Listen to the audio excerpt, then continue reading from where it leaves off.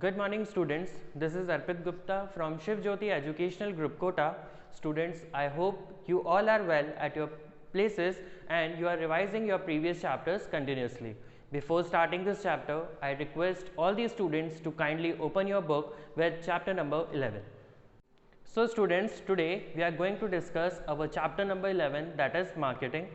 In this particular chapter, we will discuss about various processes of marketing, how goods are promoted and how it is ultimately sold to the consumers. Okay, so in this chapter we will discuss about what is market. If we talk about market in the traditional sense, it is an exchange of goods and services where seller is available and buyer is available. That means any place in which goods are exchanged with the consumer is known as market. So if we talk about traditional sense, the term market refers to a place where buyer and sellers gather into the transactions. That is the meaning of the transaction in the traditional manner. But if we talk about modern sense, the term has actually been changed. In the modern sense, the term market has broader meaning. It refers to actual and potential buyers. That means in today's definition, we are including the current buyer and the potential buyer. Potential buyers are those buyers who are ready to buy the goods and services. We are not including the current buyer only, which are already buying our goods and services, but also the potential buyers are included in today's definition. So next thing is, what is marketing? The term marketing has been described by different people in different ways. Some people believe that marketing is same as shopping. That means जब हम goods purchase करने जाते हैं shop के अंदर, तो कई लोगों ने उस चीज़ को डिस्क्राइब किया कि भाई ये भी एक मार्केटिंग का पार्ट है. Next, where they go out for the shopping at certain products or services, they describe marketing. That means जहाँ पे भी products and services distribute की जा रही हैं, that means या तो आपको goods सेल किए जा रहे हैं या फिर सर्विसेज दी जा रही हैं, तो वो दोनों ही चीज़ किसके अंदर इंक्लूड किया गया? मार्केटिंग के अंदर. Some people describe it as a merchandising or designing a product. That means आपका जो प्रोडक्ट है उसकी जो डिज़ाइनिंग की जाती है कि भाई एक्चुअल प्रोडक्ट जो दिखेगा, फिजिकली जो प्रोडक्ट डिस्ट्रीब्यूट किया जाएगा कंज्यूमर को, वो फाइनली प्रोडक्ट होगा कैसे, उस चीज़ की डिज़ाइनिंग को भी लोगों ने क्या किया? मार्केटिंग में कैटेगराइज कर दिया. All these descriptions may be partly correct, but marketing is much broader. That means ये सारी एक्टिविटीज मार्केटिंग के अंदर होती तो हैं, लेकिन ये सारे क्या है? मार्केटिंग का पार्ट है. इस पूरी चीज को हम मार्केटिंग नहीं बोल सकते. क्यों? क्योंकि मार्केटिंग के अंदर गुड्स के मैन्युफैक्चरिंग से लेकर गुड्स के अल्टीमेट सेलिंग तक जो सारी एक्टिविटीज की जाती हैं, चाहे उसकी ब्रांडिंग हो गई, लेबलिंग हो गई, उसकी प्राइस हो गई, डिस्क्रिप्शन हो गया, अल्टीमेट प्रोडक्ट कैसा दिखने वाला है वो हो गया, और जब गुड्स फिजिकली रेडी हो जाएगा, प्रोड्यूस हो जाएगा, तो वो सारी एक्टिविटीज किसके अंदर आती हैं? मार्केटिंग के अंदर इंक्लूड की जाती हैं. Okay, now the next thing is we talk about certain features of the marketing. The first thing is needs and wants. अब यहाँ पे हमारे सामने क्वेश्चन आता है कि भाई क्या मार्केट में जो अवेलेबल है या जो कुछ गुड्स हम मार्केट में देख रहे हैं, क्या वहीं तक ही मार्केटिंग खत्म हो जाती है क्या? नहीं. देखिए, मार्केटिंग स्टार्ट कहाँ से होती है? कस्टमर की नीड्स से. एज वी नो, कस्टमर की needs time to time change होती रहती है. तो जिस चीज़ की डिमांड है मार्केट में, जो कस्टमर चाहता है गुड्स मैन्युफैक्चर हो, उसी के हिसाब से मार्केटिंग स्टार्ट की जाती है. क्या लिखा हुआ है? The process of marketing helps in individuals and groups in obtaining what they need and want. That means जो कस्टमर हमसे डिमांड कर रहा है, जिस चीज़ की डिमांड है कंज्यूमर को, वहीं से क्या होती है? उसकी नीड स्टार्ट होती है. क्योंकि कस्टमर का क्या होता है, आज एक नीड्स पूरी हुई, कल उसके लिए कुछ दूसरी होगी, तो उसकी नीड्स और चेंज और taste and preferences time to time क्या होते रहते हैं? चेंज होते रहते हैं. तो डिमांड कभी भी फिक्स नहीं होती. जिस हिसाब से डिमांड आएगी मार्केट के अंदर, उसी हिसाब से हमें क्या करना पड़ेगा? उसकी मार्केटिंग करनी पड़ेगी. Next thing is creating of market offering.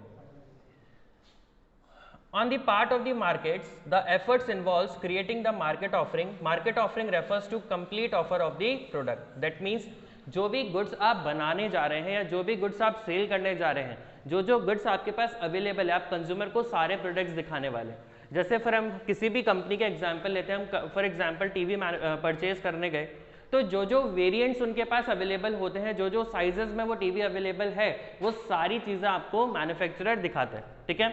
और उसके हिसाब से कंज्यूमर अपने बजट के अकॉर्डिंग या अपने प्रेफरेंस के अकॉर्डिंग उस प्रोडक्ट को क्या करते हैं, सेलेक्ट करते हैं। देखिए क्या लिखा है, फॉर अ गिवन प्राइस से बिटवीन 5000 टू 20,000, दैट मीन्स जब हम टेलीविजन की बात करें तो प्राइस क्या है, मैन्युफैक्चरर के पास 5000 का प्रोडक्ट भी अवेलेबल है और 20,000 का भी, दोनों प्रोडक्ट अवेलेबल है। अब जब मैन्युफैक्चरर कोई प्रोडक्ट बना रहा है, कोई चीज मैन्युफैक्चर कर रहा है, तो उस सिचुएशन में क्या होगा, उसको सारी चीजें दिखानी पड़ेंगी जो जो उसके पास अवेलेबल है, और कंज्यूमर अपनी नीड्स एंड प्रेफरेंसेस के हिसाब से उस गुड्स को परचेज कर सकते हैं, right. So we are discussing about the customer value. It is a process of marketing facilitates exchange of products and services between buyers and seller. देखिए बेसिकली जब हम मार्केटिंग की बात करते हैं, मार्केटिंग का कंसेप्ट पढ़ते हैं, तो मार्केटिंग में प्रोसेस क्या होता है, हमारे पास सेलर है और हमारे पास बायर्स है। जब बायर्स एंड सेलर्स आपस में इंटरैक्ट करते हैं किस चीज़ के लिए, for purchasing of goods and services, तो वो प्रोसेस किसके अंदर इंक्लूड किया जाता है, मार्केटिंग के अंदर। The buyers, however, make buying decisions on their perceptions on the value of the product and services satisfying their needs.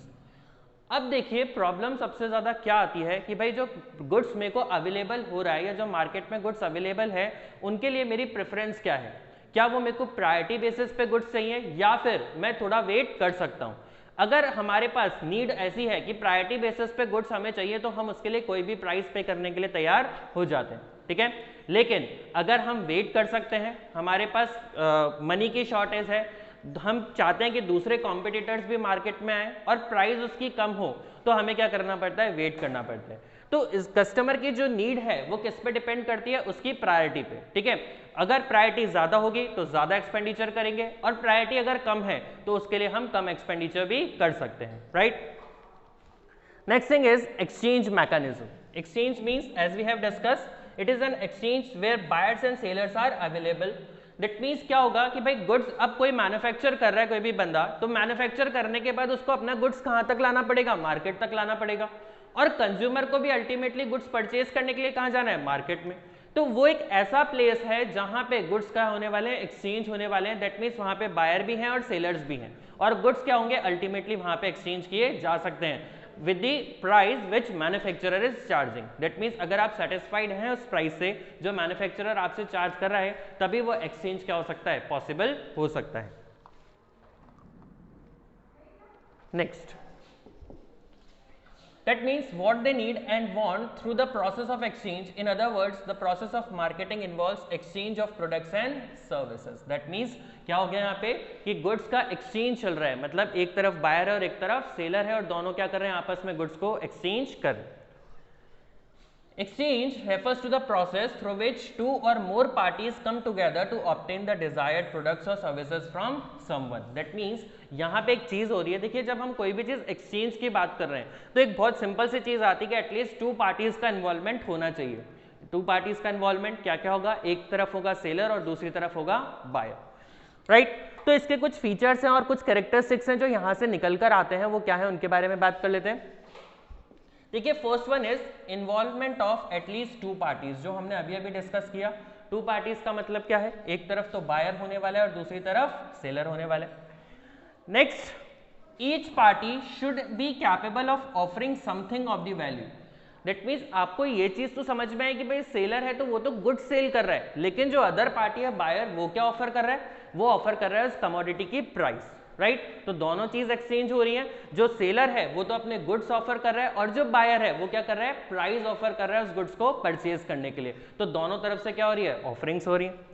Third, each party should have the ability to communicate and deliver the products और services. That means जो manufacturer है वो तो क्या है, वो capable है goods को डिलीवर करने के लिए। दैट मीन्स जो कमोडिटी वो सेल करने वाला है वो कमोडिटी उसके पास रेडी होनी चाहिए, और जो कंज्यूमर उसको परचेज करने के लिए आया है वो कंज्यूमर परचेज करने के लिए उसके पास क्या होना चाहिए, कैश अवेलेबल होना चाहिए। दैट मीन्स जिस चीज़ की एक्सचेंज की यहाँ पे बात हो रही है वो दोनों के पास अवेलेबल होने चाहिए। ऐसा भी नहीं है मैं मार्केट में चला गया और मेरे पास पे करने के लिए प्राइस ही नहीं है, ठीक है, जो सेलर है वो मार्केट में आ गया उसको सेल करने के लिए, गुड्स ही अवेलेबल नहीं है, तो दोनों के पास जो कमोडिटी आप एक्सचेंज कर रहे हो, देखिए पहले बार्टर सिस्टम चलता था, तो बार्टर सिस्टम में क्या होता था, गुड्स के अगेंस्ट में गुड्स को एक्सचेंज करा जाता था, लेकिन आज की बात हमें ये प्रॉब्लम है ही नहीं, क्योंकि हमारे पास क्या है, कैश है, तो वो जो चीज हम एक्सचेंज करने वाले हैं वो हमारे पास अवेलेबल होनी चाहिए जिस टाइम हम गुड्स को परचेज करने जा रहे हैं या सेल करने जा रहे हैं।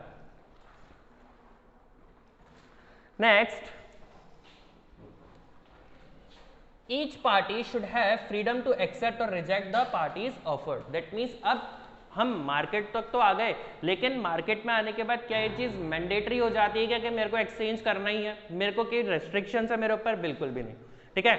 अगर मुझे लगता है मार्केट के आने के बाद कि भाई ये प्रोडक्ट मेरे काम का है, I can buy this product, I can pay that much of amount which seller is charging from me, then I can exchange the goods, okay उसी समय मैं क्या कर सकता हूँ, गुड्स को एक्सचेंज कर सकता हूँ। लेकिन अगर मुझे लगता है कि भाई प्राइस बहुत ज़्यादा है, इतनी वैल्यू उस कमोडिटी की नहीं है, तो उस सिचुएशन में मैं गुड्स को एक्सचेंज ना भी करूँ। ये किसका डिसीजन है, बायर का डिसीजन है। Next, the party should be willing to enter into the transactions with each other. That means अब यहाँ पे कंसेप्ट आता है कॉन्ट्रैक्ट का। कॉन्ट्रैक्ट मतलब कि भाई जो चीज़ एक्सचेंज हो रही है वहाँ पे क्या होगा, कॉन्ट्रैक्ट होगा दोनों पार्टीज के बीच में। जब आप कोई भी गुड्स खरीदने जाते हैं तो आप सेलर के साथ क्या होते हैं, बाइंड हो जाते हैं। दैट मीन्स उस कॉन्ट्रैक्ट के अंदर सेलर की लायबिलिटी होती है कि वो आपको गुड्स ऑफर करे या गुड्स सेल करे, और बायर की लायबिलिटी है कि जितना उसका कंसिडरेशन है वो पे करे। Thus, the acceptance or rejection of the offer takes place on the voluntary basis. That means ऐसा कुछ प्रेशराइज नहीं होना चाहिए किसी की तरफ से कि सेलर आपको प्रेशराइज कर रहा है कि आप गुड्स खरीदें ही खरीदें, ठीक है, आपने मेरा इतना टाइम वेस्ट कर दिया, मैंने आपको इतने सारे गुड्स दिखाए, शो करे, तो आपको खरीदना ही पड़ेगा। ऐसे कोई भी चीज़ मैंडेटरी नहीं होती है, ठीक है, अगर आप कॉन्ट्रैक्ट करने जा रहे हैं। लेकिन और सेलर बिल्कुल भी ये नहीं कह सकता कि भाई आपको अब आपने देख तो लिया लेकिन आप बिना खरीदे नहीं जा सकते। ऐसी कोई भी कंडीशंस हमारी कॉन्ट्रैक्ट के अंदर नहीं होती हैं, ठीक है। आप बिल्कुल वॉलंटरी बेसिस पे अपनी इच्छा से कॉन्ट्रैक्ट कर सकते हैं। अगर आपको चीज़ समझ में आ रही है, कमोडिटी आपको पसंद आ रही है, तो ही आप गुड्स को परचेज करेंगे, नहीं तो नहीं करेंगे। Okay, next thing is what can be marketed.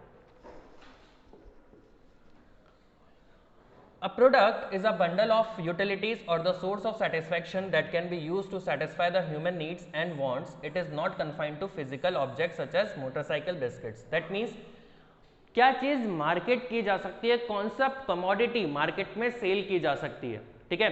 तो इसका एक सिंपल सी चीज़ होती है हमारे सामने कि भाई हम इसको किसी ऑब्जेक्ट में या किसी पर्टिकुलर चीज़ पर रिस्ट्रिक्ट नहीं कर सकते। जिस भी कमोडिटी की डिमांड आती है, जिस भी ऑब्जेक्ट की डिमांड आती है, उसी ऑब्जेक्ट को क्या किया जा सकता है, मार्केट किया जा सकता है। क्योंकि हमारा कंसेप्ट क्या है कि सेलर होना चाहिए और बायर होना चाहिए। दैट मीन्स अगर हम या आप मार्केट जाते हैं और कोई भी कमोडिटी की डिमांड करते हैं और वो कमोडिटी मार्केट में अवेलेबल है, तो क्या हो सकता है, उसकी मार्केटिंग की जा सकती है, उसको सेल किया जा सकता है, right. Next, who are the marketers. Marketers refers to any person who takes active part in the process of exchange. Normally it is a seller who is more active in exchange process and he or she analyze the needs of the potential buyer. अब marketer कौन है, हम इतनी देर से बात करें कि भाई मार्केटिंग होनी चाहिए, मार्केटिंग होनी चाहिए, मार्केटिंग करेगा कौन। एक्चुअली मार्केटिंग को हम चेंज कर सकते हैं, एक्सचेंज कर सकते हैं सेलर के साथ, ठीक है। ऐसा पर्सन जो गुड्स को सेल कर रहा है वो कौन हो सकता है, मार्केटर, जो सारे प्रोसेस में एक्टिवली पार्टिसिपेट कर रहा है। दैट मीन्स गुड्स मैन्युफैक्चरर से परचेज कर रहा है, ठीक है, आप तक वो गुड्स को पहुंचा रहा है। तो अल्टीमेटली मैन्युफैक्चरर और कंज्यूमर को मिलाने का काम या उन दोनों को आपस में इंटरैक्ट कराने का काम कौन कर रहा है, हमारा मार्केटर, या फिर हम इसे क्या कह सकते हैं, सेलर भी कह सकते हैं। फॉर एग्जाम्पल, हम जैसे रिटेल शॉप पे जाते हैं, किसी भी शॉप पे हमें कोई भी कमोडिटी परचेज करनी है, हम अपने क्लोथ्स परचेज करने गए, तो उस सिचुएशन में क्या होगा, वो जो रिटेल वाला पर्सन है, जो शॉपकीपर आपके सामने खड़ा है, क्या वो शॉपकीपर ने गुड्स बनाया है क्या, नहीं, लेकिन वो एक पार्ट है मार्केटिंग का, क्योंकि वो अल्टीमेट प्रोडक्ट आप तक पहुंचा रहा है, right. Now the next thing is marketing management. Now what is the meaning of marketing management? देखिए जब मैनेजमेंट की बात आती है, हमने फंक्शंस पढ़े थे मैनेजमेंट के, आई थिंक आपको याद होंगे। हमने क्या पढ़ा था? बेसिकली मार्केटिंग के जो फंक्शंस होते हैं या फिर हम जो कोई भी चीज मैनेज करने की बात आती है हमारे सामने, तो हम उसको 5 पार्ट्स में कैटेगराइज करते हैं। First one is your planning, second one is your organising, third one is your staffing, directing and controlling.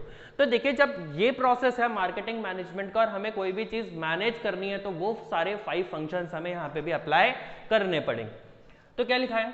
Marketing management means management of marketing functions. In other words marketing management refers to planning, that is point number 1, organising second function, directing third function, controlling fourth function. देखिए आप बोलेंगे कि sir यहाँ पे तो 4 ही functions है, बाकी का कहाँ गया? देखिए स्टाफिंग का मतलब क्या होता है? रिक्रूट करना, और मार्केटिंग में हम किसी को रिक्रूट नहीं करते, तो बेसिकली क्या करते हैं, हमारे यहाँ पे 4 ही फंक्शंस फॉलो किए जाते हैं। First one is your planning, organising, directing and controlling. क्योंकि हमें क्या करना है? सारी चीज़ों को प्लान करना है, ऑर्गेनाइज करना है कि भाई क्या चीज़ हम बनाने वाले हैं, क्या चीज़ हम मैन्युफैक्चर करेंगे, फिर उसे ऑर्गेनाइज किया जाएगा, ठीक है, कि भाई कौन से मार्केट में हमें अपना प्रोडक्ट सेल करना है। थर्ड थिंग, डायरेक्टिंग की जाएगी, मतलब हम सारे सेलर्स को डायरेक्ट करेंगे, ऑर्डर करेंगे कि भाई आपको किस तरीके से प्रोडक्ट को सेल करना है। कंज्यूमर जब आपकी शॉप तक आएगा तो कैसे आप प्रोडक्ट को ऑफर करोगे, और अल्टीमेटली कंट्रोलिंग कि भाई हमारे ऑर्डर्स को फॉलो किया जा रहा है या नहीं किया जा रहा, वो चीज़ हम किस में देख रहे हैं? कंट्रोलिंग के अंदर,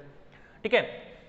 Okay, thus the focus of marketing management is on achieving the desired exchange outcomes with target market. That means हमारा मैनेजमेंट का मतलब क्या है कि जो मार्केट हमने सेलेक्ट किया है जहां पे हमारा प्रोडक्ट सेल होगा, उस मार्केट में कंज्यूमर हम तक कैसे आएगा और कंज्यूमर तक हमारा प्रोडक्ट कैसे सेल होगा। क्योंकि हमारा अल्टीमेट ऑब्जेक्टिव क्या है? जब कोई भी गुड्स हम बनाएंगे, जब हम कोई भी चीज मैन्युफैक्चर करते हैं, तो हमारा अल्टीमेट गोल होता है वो कंज्यूमर तक पहुंचाने का। Okay, now the next thing is a careful analysis of the definition reveals that the process of management marketing involves। देखिए ये चीज हमने पढ़ी कि भाई मैनेजमेंट क्या होता है, मार्केटिंग क्या होता है, तो उससे कुछ पॉइंट्स, कुछ इंपॉर्टेंट चीजें हमारे सामने आती है। वो इंपॉर्टेंट चीजें क्या है? First one is choosing the target market. सबसे पहले मेरे को क्या करना है? एक मार्केट सेलेक्ट करना है जहां पे मेरा प्रोडक्ट सेल हो, ठीक है। फॉर एग्जाम्पल मैं अपना एक ब्रांडेड शोरूम किसी विलेज में ओपन कर देता हूँ, तो क्या मुझे इतने कस्टमर्स मिल पाएंगे? क्या नहीं मिल पाएंगे, क्योंकि वहाँ के स्टैंडर्ड ऑफ लिविंग या लोगों की प्रेफरेंस उस लेवल की नहीं है, या फिर वो उतना अमाउंट एक्सपेंड करना सही नहीं समझते। वो ये सोचते कि यार गुड्स, हमारी जो डिमांड है, हमारी जो बेसिक नेसेसिटीज है वही पूरी नहीं हो पा रही, तो क्या हम अपनी कमोडिटी पे या क्लोथ्स पे इतना एक्सपेंडिचर करेंगे? क्या बिल्कुल भी नहीं। तो मेरे को सबसे पहले वो लोकेशन देखनी है जहां से मेरा बिजनेस ऑपरेट होगा, जहां से मेरे बिजनेस एक्टिविटीज फंक्शनिंग होगी, ठीक है। Second, in respect of target market choose and focus the process of marketing. That means अब मुझे क्या करना है कि भाई मेरी जो मार्केटिंग है उसका प्रोसेस क्या रहेगा। देखिए तो उसके लिए मेरे को क्या देखना है? 2 चीजें, कि भाई जो कंज्यूमर मेरे पास है या जो कस्टमर मेरे पास हैं वो कस्टमर्स तो रहने चाहिए, और उसके साथ क्या होना चाहिए? एड ऑन होना चाहिए। एड ऑन का मतलब क्या होता है कि भाई देखिए अगर मेरे पास अभी मेरे प्रोडक्ट के लिए 1000 कस्टमर्स हैं, ठीक है, अब मेरे को क्या करना है कि भाई ये 1000 को तो रिटेन करके रखना पड़ेगा अपने पास, ठीक है, और क्या करना है? ऐड ऑन करना है कस्टमर्स में। मतलब ये जो कस्टमर है 2000 हो जाए, 3000 हो जाए, क्योंकि देखिए क्या होगा अगर ये 1000 कस्टमर्स में से कम होते जाएंगे, मेरे एग्जिस्टिंग जो कस्टमर्स है वो कम होते जाएंगे, और मैं यहाँ पे बढ़ाता जाऊंगा, तो नेट रिजल्ट तो उतना ही निकलेगा। तो प्रोसेस क्या है कि मेरे अल्टीमेट जो कंज्यूमर्स है उनमें ग्रोथ होनी चाहिए, ज्यादा ग्रोथ होगी, ज्यादा गुड सेल होगा, और प्रॉफिट मार्जिन भी डेफिनेटली ज्यादा होगा। Next thing is the mechanism for achieving the objective is through the creating, developing and communicating the superior values to the customers। अब देखिए गुड्स कंज्यूमर तक पहुंच चुका है, क्या मेरी लायबिलिटी यहाँ पे आके खत्म हो जाती है? क्या बिल्कुल भी नहीं। मुझे क्या करना है? कस्टमर मेरे गुड्स से सेटिस्फाइड होना चाहिए, मेरा गुड्स कंज्यूमर को समझ में आना चाहिए, वो इंपॉर्टेंट है। क्योंकि एक बार मैंने गुड्स को सेल कर दिया कंज्यूमर को, सेल करने के बाद कंज्यूमर मेरे गुड्स से सेटिस्फाइड नहीं है, तो क्या होगा? नेक्स्ट बार या दोबारा वो मेरे गुड्स को परचेज नहीं करेगा। तो क्या है, मैं रिटेन कैसे कर सकता हूं? जो रिटेनिंग वाली बात आती है वो रिटेन कैसे किया जाता है कस्टमर को, कि कस्टमर मेरे प्रोडक्ट से सेटिस्फाइड होना चाहिए, राइट।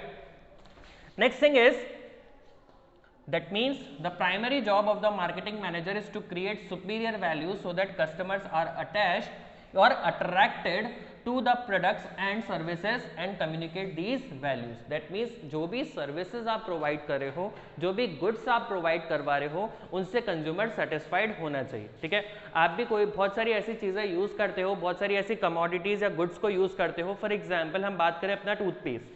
ठीक है, आप जिस ब्रांड का टूथपेस्ट यूज करते हो उसको काफी टाइम से यूज करते हुए आ रहे हो. ठीक है, ऐसा क्यों? क्योंकि जितना प्राइस आपने उसके लिए दिया है किसको, रिटेलर को, उस हिसाब से आप उसके सर्विस से सेटिस्फाइड हो. ठीक है, और आपको लगता है कि भाई ये जो क्वालिटी मेरे को मिल रही है वो मेरे सेटिस्फैक्शन के according. Okay, next, marketing management involves performance of various functions such as analyzing and planning the marketing activities and implementing the marketing plans. That means अब मुझे क्या करना है, first thing is मेरे को planning करनी है कि कैसे marketing की जाएगी, और उस planning के according मेरी marketing strategies को क्या करना है, मुझे implement करना है. Right? Next thing is marketing management generally is related to the creation of demand. However, in certain situation the manager has to restrict the demand. देखिए क्या होता है, कई बार हम जब मार्केटिंग कर रहे होते हैं तो हमारी प्रोडक्ट की डिमांड जो होती है वो अबंडेंट या बहुत ज़्यादा क्वांटिटी में आ जाती है, तो हमारे लिए उस डिमांड को मैनेज करना टफ हो जाता है. डिमांड उतनी ही होनी चाहिए जितनी हम उसको फुलफिल कर पाएँ, क्योंकि क्या होगा कि अगर ज़्यादा डिमांड है तो उसकी डिमांड को फुलफिल करने के लिए हमारी क्वालिटी में क्या आने लग जाता है, डिटोरिएशन आने लग जाता है, हमारी क्वालिटीज़ डिक्रीज होने लग जाती है. Right. Next thing is marketing and selling. देखिए क्या होता है, कई बार हमारे सामने कंफ्यूजन आता है कि भाई मार्केटिंग और सेलिंग एक ही कंसेप्ट है क्या, लेकिन नहीं. सेलिंग क्या है, मार्केटिंग का एक बहुत छोटा सा पार्ट है. मार्केटिंग में तो क्या हो रहा है, मार्केटिंग में गुड्स मैन्युफैक्चरिंग से लेकर उसका अल्टीमेट कंज्यूमर तक, मतलब सेलिंग भी उसके अंदर इंक्लूड की जा रही है. But if we talk about the selling part, it is only a process of delivering the goods and services to ultimate consume. तो देखिए क्या है, many people confuse that selling for marketing. They consider these two terms as one and the same thing. कई बार क्या होता है, हमारे सामने कंफ्यूजन होता है कि भाई मार्केटिंग में भी क्या हो रहा है, गुड्स को कंज्यूमर तक पहुंचाया जा रहा है, और सेलिंग में भी क्या हो रहा है, वही प्रोसेस हो रहा है, तो दोनों एक ही चीज हो गई. लेकिन नहीं, मार्केटिंग में तो क्या होता है, आपकी, मैंने जैसा आपसे पहले भी बोला कि आपका ब्रांडिंग प्रोसेस, आपका लेबलिंग प्रोसेस, आपका एडवर्टाइजिंग प्रोसेस, वो सारे किसका पार्ट होते हैं, मार्केटिंग के. और ये सारे प्रोसेस होने के बाद हमारा फाइनल काम बचता है गुड्स को सेल करने का, तो वहां से ये वाली एक्टिविटी स्टार्ट होती है. तो हालांकि सेलिंग भी पार्ट तो किसका है, पार्ट तो ये भी मार्केटिंग का ही है. ठीक है, तो हम एक दूसरे को एक्सचेंज नहीं कर सकते. मार्केटिंग तो हमारा स्टार्टिंग वाला प्रोसेस और सेलिंग हमारा बिल्कुल एंड एक्टिविटी है. राइट. लिखिए, for example a marketer of the television before making the sales does lot of activities. देखिए जो हमने बात करी कि भाई आपका गुड्स सेल करने से पहले कंज्यूमर तक बताओगे तो सही कि आप गुड्स क्या मैन्युफैक्चर करने वाले हो, कौन सा गुड्स आप बनाने वाले हो, उसी के बाद तो गुड्स सेल होगा. जब तक आप कंज्यूमर को नॉलेज नहीं दोगे अपने प्रोडक्ट की, आप एडवर्टाइजमेंट नहीं करोगे, उसको इन्फॉर्मेशन प्रोवाइड नहीं करोगे, कंज्यूमर आपके गुड्स को परचेज नहीं करेंगे. Right. So they are various difference between marketing and selling. First one is the part of the process versus wider term. Selling is only a part of the process of marketing and is concerned with promoting and transferring of possession and ownership of goods. Selling में यही होता है कि हम लोग क्या करते हैं, गुड्स के टाइटल को ट्रांसफर करते हैं. ठीक है, सेलिंग में हम क्या करते हैं, सिर्फ उसकी ओनरशिप, मतलब जो गुड्स हम शॉपकीपर से लेकर आ रहे हैं, पहले वो ओनरशिप किसके पास थी, शॉपकीपर के पास. जब हमने गुड्स को परचेज कर लिया तो ओनरशिप किसके पास ट्रांसफर हो गई, सेलर के पास, जो बायर है उसके पास ट्रांसफर हो गई. तो बेसिकली हमने क्या किया, सेलिंग के अंदर हमने पोजीशन को ट्रांसफर किया है. Right. But marketing is a wider term and consisting of number of activities such as identification of customer needs and developing the products to satisfy these needs. That means marketing में हमने क्या किया, पहले market को study किया, जो consumer की needs है उनको समझा और उसके बाद गुड्स को बनाया. ठीक है, क्योंकि क्या होता है, आज की हम बात करें तो आज के टाइम में जो मार्केट है वो है बायर्स मार्केट. आप कुछ भी बनाएंगे और सेल कर देंगे ऐसा बिल्कुल भी पॉसिबल नहीं है. तो पहले आपको कंज्यूमर की नीड्स को समझना पड़ेगा और उन नीड्स को समझने के बाद आपको गुड्स मैन्युफैक्चर करने पड़ेंगे. ठीक है, और अगर आपने ऐसा किया तो ही आपका ये सेकेंड प्रोसेस स्टार्ट होगा, आपका selling process. Right. Now point number 2, transfer of title versus satisfying customer needs. That means selling में क्या हो रहा है, सिर्फ टाइटल का ट्रांसफर हो रहा है, कंज्यूमर आपके गुड से सेटिस्फाइड है नहीं है, वो काम सेलिंग प्रोसेस का नहीं होता। लेकिन मार्केटिंग में हम क्या करते हैं, जैसे for example after sale services, customer से फीडबैक लेते हैं। कई बार आप कोई गुड्स परचेज करके आते हैं तो आपको कॉल आता है कंपनी से, फीडबैक आपका पता करते हैं, तो वो किस में किया जाता है, मार्केटिंग के अंदर। क्योंकि हमें पता होना चाहिए कि जितने भी प्रोडक्ट्स हमारे सेल हुए हैं उन प्रोडक्ट के सेल होने पे कितने कस्टमर सेटिस्फाइड हैं। अगर कंज्यूमर को हमारे प्रोडक्ट से रिलेटेड कोई डाउट्स है, कोई क्वेरीज है, तो हम क्या कर सकते हैं, उनको सॉर्ट आउट कर सकते हैं। और ये भी कोशिश की जा सकती है कि भाई फ्यूचर में इस टाइप की प्रॉब्लम या इस टाइप के चैलेंजेस कंज्यूमर के सामने ना आए। Next thing is profit through maximising sales versus customer satisfaction. देखिए हमारा जो ऑब्जेक्टिव होता है कंपनी को रन करने का, वो दो पार्ट्स में हो सकता है। First one is your profit maximisation. Profit maximisation का मतलब क्या होता है, प्रॉफिट मैक्सिमाइजेशन में हम लोग क्या करते हैं, सिर्फ प्रॉफिट्स को इंक्रीज करते हैं। मतलब हमारा जो टारगेट है वो कस्टमर की नीड्स पे डिपेंड नहीं करता, सिर्फ प्रॉफिट कमाना है हमें, ठीक है। प्रॉफिट कमाने से मतलब क्या होगा कि हमने गुड सेल कर दिया कंज्यूमर को, कंज्यूमर उसके से सेटिस्फाइड है या नहीं है हमें कोई मतलब नहीं। लेकिन क्या आपको लगता है कि भाई फ्यूचर में बिजनेस ग्रोथ प्रोस्पेक्ट्स के हिसाब से ये चीज सही है, ठीक है, क्या हमारा इस टर्म्स एंड कंडीशंस के साथ बिजनेस ग्रो कर सकता है, बिल्कुल भी नहीं, ठीक है। आप एक बार कंज्यूमर को गुड सेल कर दोगे, आपके पास एक बार कस्टमर आ जाएगा, लेकिन दोबारा या रिपीटेड सेल नहीं हो पाएगी। तो हमें क्या करना है, प्रॉफिट तो अर्न करना ही है, ये तो हमारा ऑब्जेक्टिव है ही। साथ के साथ हमें ये भी कोशिश करनी है कि कंज्यूमर सेटिस्फाइड होना चाहिए, ठीक है। कंज्यूमर अगर सेटिस्फाइड होगा तो वो आपसे गुड्स परचेज करेगा, और ज्यादा से ज्यादा कस्टमर होंगे तो डेफिनेटली आपका प्रॉफिट भी क्या होगा, इंक्रीज होगा। Next thing is start and end of activities. Selling activities are start after the product has been developed, while marketing activities start before the product is produced. That means selling की जो activity होती है, जो selling process होता है, वो कब होगा, जब हमारे पास फिजिकल गुड्स अवेलेबल होंगे। जब तक मेरे पास कोई गुड सेल करने के लिए है ही नहीं तो मैं सेलिंग प्रोसेस स्टार्ट नहीं कर सकता, राइट।